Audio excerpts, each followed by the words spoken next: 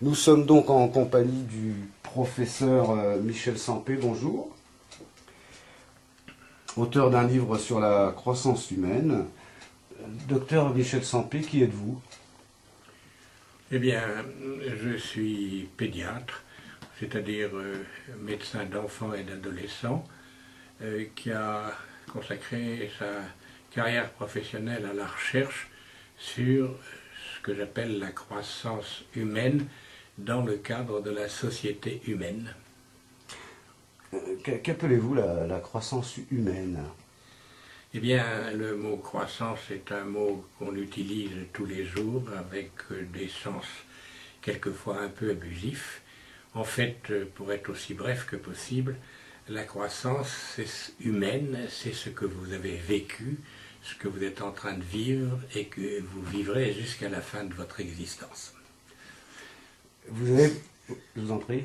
Ceci apparaît un petit peu compliqué, mais tout le monde sait qu'entre le jeune bébé qui vient de naître jusqu'à la fin de la vie de ce bébé, il va se modifier, il va se transformer, il va y avoir de multiples développements qui vont faire de lui un adulte accompli.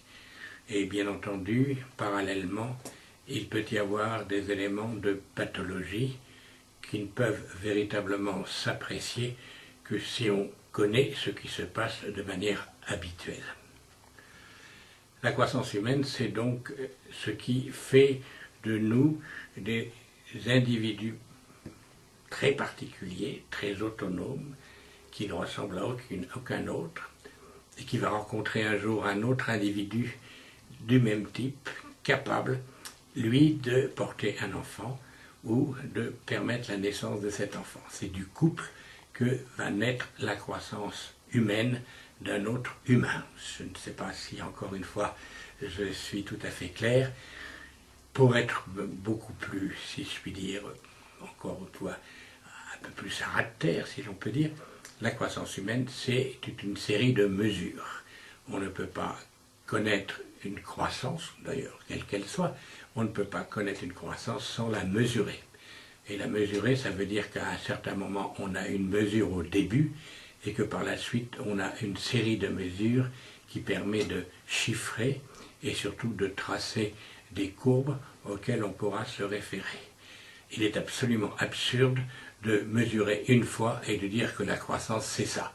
La croissance, c'est une série de mesures que l'on va faire d'une certaine manière, selon une manière qui est, disons, un petit peu à visée mathématique, mais qui en aucun cas est une mesure statistique. C'est une mesure personnelle, c'est une mesure propre à l'individu, et chacun d'entre nous, nous avons eu nos mesures personnelles, et pas simplement une seule mesure. Mesurer la taille, c'est s'intéresser à la croissance, mais c'est une toute petite partie de la taille, de la croissance. Et pour vous donner un simple exemple, on sait ou on ne sait pas que la croissance de la taille assise, c'est-à-dire du tronc, du buste, où se trouvent tous les organes tels le cœur, le poumon, le foie, organes fondamentalement vitaux, ont une certaine hauteur, qui est la taille assise, la taille du sujet assis, et qu'il y a des membres inférieurs qui ont aussi leur importance, mais qui vont surtout permettre le déplacement, la motilité, c'est-à-dire la liberté. Très bien.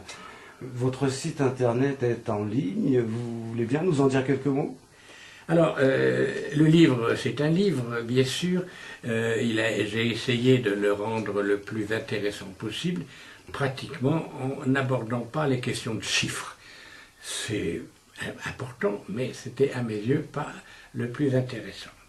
Alors, avec les moyens actuels, accéder à Internet, avoir un site et avoir également cette possibilité de s'exprimer par cette présentation telle que vous la voyez, m'a amené à penser de faire un site Internet.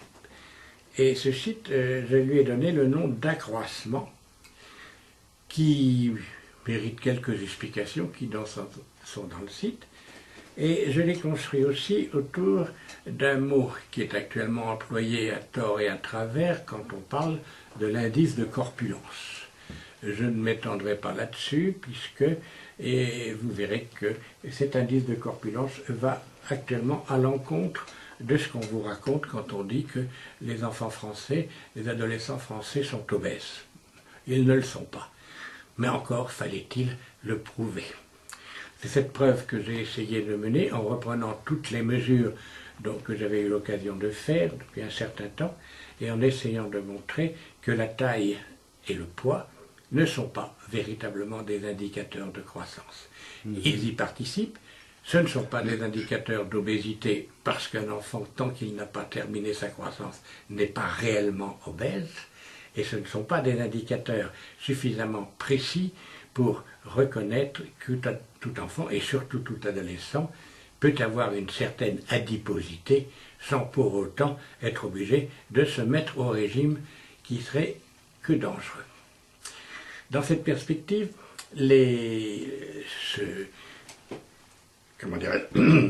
site internet vous introduit, après un certain nombre d'explications, vous introduit donc à une série de représentations chiffrées. D'une part, ces chiffres sont la comparaison des filles et des garçons à l'âge de 11 ans chronologique pour démontrer qu'à cet âge-là, pratiquement, les filles et les garçons ont à peu près, à très peu de choses près, les mêmes dimensions. Et, dans un deuxième temps, les filles prennent de l'avance et vont terminer leur croissance plutôt que les garçons. Tout ceci a des conséquences sur lesquelles je ne m'étendrai pas. Ceci étant également, vous avez ici la possibilité, dans toute une série de courbes, de voir où se font les développements, les modifications staturales, les grandissements, mais tout ceci se fait dans le temps. Il ne s'agit pas d'une croissance instantanée, mais il s'agit d'accroissements successifs qui vont toucher certaines régions du corps et d'autres, mais jamais tout en même temps, afin d'obtenir un individu harmonieux tel que vous l'êtes devenu. Professeur Michel Sampé, je vous remercie.